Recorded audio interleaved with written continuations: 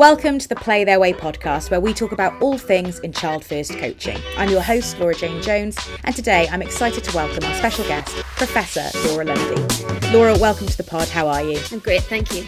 Professor Lundy, a lecturer in the School of Social Sciences at Queen's College Belfast and the University College Cork, is a global leader in children's rights. She's worked closely with and supported organisations like the UN and UNICEF, and we're very pleased to add ourselves to that list too. But more about that a little bit later. Laura, much of your career has been focused on the UN Convention on the Rights of the Child, and for those listening who might not be as familiar with it, give us a bit of a rundown of what that is. Yeah, it's an international document. It's called a treaty, and a treaty is something that countries sign up to. And in our case, the United Kingdom is one of the countries. In fact, every single country in the world and the UN has signed this treaty, which is unusual. The only one that hasn't, in fact, the only exception is the United States of America, which has signed bits of it, but not the whole thing. But we in the UK have signed it, and that means that our government has promised that it's going to put the promises in the convention into reality for our children. When people hear the letters UN, they tend to think of war-torn countries and third world countries. So there will be people listening in the UK who I'm sure think, well, why is a UN convention targeted at kids in the UK and Western Europe and places like that? Because it's not societies like ours you'd normally associate with it. So can it be a bit of a black spot for us actually recognising the rights of children? Well, I do think that some people would have that assumption that, human rights problems are things that happen elsewhere, but that's not the case in terms of the UN. The UN is all of these countries, including us, including every country in Europe. And the promises are made to all children, and that includes children, in the UK and elsewhere. And it's not that children in the United Kingdom do not experience problems with their rights. They do. And I think every single person in the UK can see that happening. They see it happening in all sorts of areas in terms of child protection and poverty. And also, I hope what we're here to talk about today is the fact that actually we don't really listen to our children or take their views seriously very often. And the United Kingdom has a pretty poor record on that in a lot of respects. It's really interesting you say that, because it's exactly the thing I was going to ask you about next, self-advocacy for children. And we're going to talk about that today through the lens of play. But why is teaching children self-advocacy so important? Well, I would start and say that for me, other people would have a different take on it, but my take is it's a human right, and then the question is, if it's a human right, why is it a human right? And the reason why this particular thing, the right of children to have their views, sought and taken seriously is a right, is because it's based in all human rights, which are dignity, equality, and respect for our human worth. And the way you and I, Laura Jane, as adults, feel that is that we generally get to make the decisions that affect us. We decide what we work at, who we're friends with, what we do in our spare time. All of those things are decisions adults get to make. With children, it's different. There is just a reality that a lot of adults will have to make decisions for children, and children need that. They need adults to make decisions for them. But when that's happening, whether that's in education or in their sport or in their play, what this right says is, if you want to treat children with dignity and equality and respect, you've got to ask them what they want, and you've got to take that seriously, and you've got to try to do it where you can. And that's why it's a human right for children. Giving children a toolkit of self-advocacy and a voice doesn't mean removing structure from them, though, does it? No, absolutely not. What it is about participation in decision-making. These decisions, as I've just said, are taken by adults usually, like their coaches, like their teachers, like their parents. They make decisions every day, and it doesn't take away that structure or that responsibility. Adults need to do that. We say that adults have a right and a duty to make these decisions for children. But when they're doing it, it's just a matter of respect to say, find out from children, what is this like for you? What are your views on it? How can we do this better?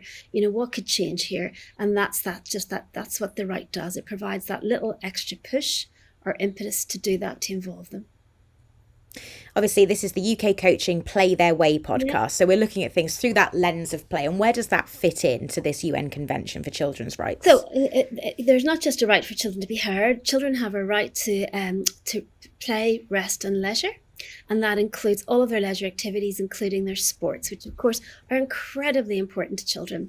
And what we say in the rights-based world is that if you want to deliver any right for children, like you want to keep them safe, which has been a huge issue, of course, in sport, if you want them to learn, if you want them to be healthy, You cannot deliver that right effectively if you don't involve them, if you don't listen to them. You've got to read these two rights together. So the right to play and the right to be heard have to be read together. Children will not get to play effectively if they're not involved in decision makings around that. And also, I think play in itself has a role, which we actually haven't explored yet in this, is that play has a role in enabling children to be heard, because it develops the kind of social skills and communication skills that mean that they might be more able to effectively exercise their right to be heard in another area, like education or protection or whatever. So it works both ways. But for us, it's really important that it works the way that they're heard in their sporting lives. Children aren't always the most forward in these situations because they're used to the structure of authority. So how much is play a key tenet in getting children to use their voices more? That was kind of the point I think I was trying to make at the end there. I think it can play an incredible role in empowering them, giving them confidence, giving them social behaviours, giving them respect, making them feel that they're valued, that they're important. And also some of the work that I've seen through the campaign that I've been really impressed with is that children don't communicate in the same way. Some children are really articulate and confident, and some children would actually like nothing less than to have to speak up in a group, and it's the same with adults, but particularly children and certain types of children. But one of the ways that I think we can harness the strengths in this field is to use playful approaches, to use the approaches that are used in good coaching, that are very engaging, that are very inclusive, to make it fun. And to give different ways of expressing that might not be sitting in a group, in a committee meeting, having to speak out. It doesn't have to be like that. And I think people can be incredibly creative about how they do that in sporting, with using sporting skills, talents, and interest. Tell me a bit more about the Lundy model of participation. I know it's got 4 key concepts: space, voice, audience, and influence. Yeah. What do those 4 things represent, and how are they applicable in this kind of scenario? Yeah, they're just a way of putting this right into practice. And it was really, in my world, it came from me realising that a lot of people were using this notion of the voice of the child. We need to listen to children's voices. And you see that in sport as elsewhere. And it really just doesn't capture the whole thing. It wasn't good enough to really make sure the right is delivered the way it's supposed to. So years ago, I started thinking what would be a better way. And I based it on some research with children, including in play and leisure and sport, and things that they were telling us. And I said that basically, if you want to do this well, voice is not enough. It can't be just voice. You have to have space, which is creating these really active and inclusive and safe opportunities for children to say what they think. Voice is ensuring that, they get a chance to do that in a medium of their choice, which is back to the last point. And actually it's also really important that they understand the issues, so that we give them information that is friendly, that they know what they're being asked and why and what their options are. And that's really how we create the conditions of children being heard, voice. And then what was really missing, and still is missing in a lot of contexts, are audience and influence. You need to make sure their views get to the right people. That's audience. That may be the coach. That may not be the coach. That may be the association. That might be the international association. Something is happening and somebody's making decisions affecting children. And how do we get their views to the right people? And those are the people who can bring about change. And we need to know who they are. And then finally, Holy Grail is influence. And that means that children's views are taken seriously. So they're actually just looked at carefully, thought about and responded to. And in terms of doing that well, now, one of the things I place a lot of emphasis on is how we feed back to them. When they tell us something, what do we do? How do we go back?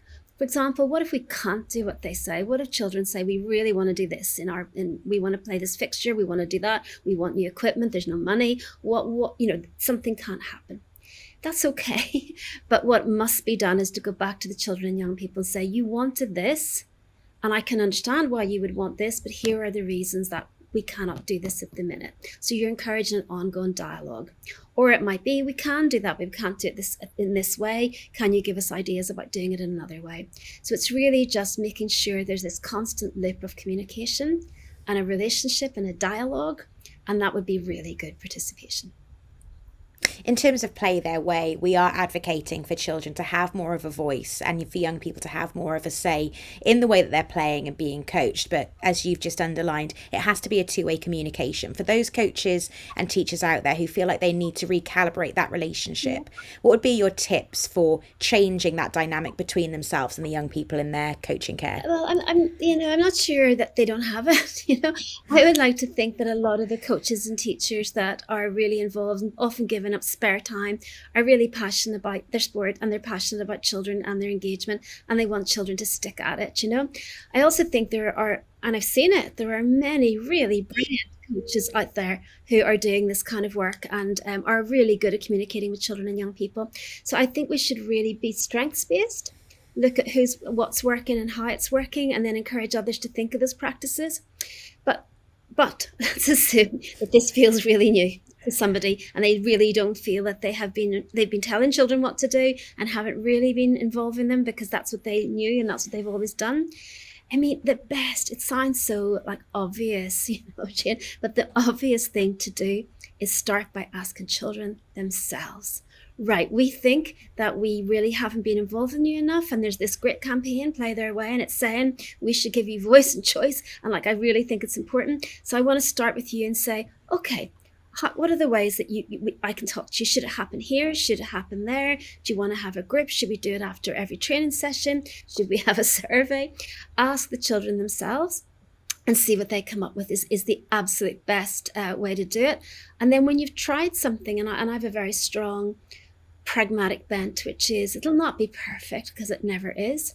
But the other thing to do is when something has been attempted is then to say, how'd it go? Was that all right? How can we do better? So we tried to listen to you there and we really did that. We've learned this really great thing and we're going to try to do that. But next session, is there another way we could do this? Or also, because there's such a movement, not just in sport, in school, in public life, children quite often have examples of really good practice from other areas of their lives, and they can bring that in, and say, is there anything that you've been doing in your school or your other worlds that you think was really brilliant for, making sure that we understood what was really important to you, and see what they come up with.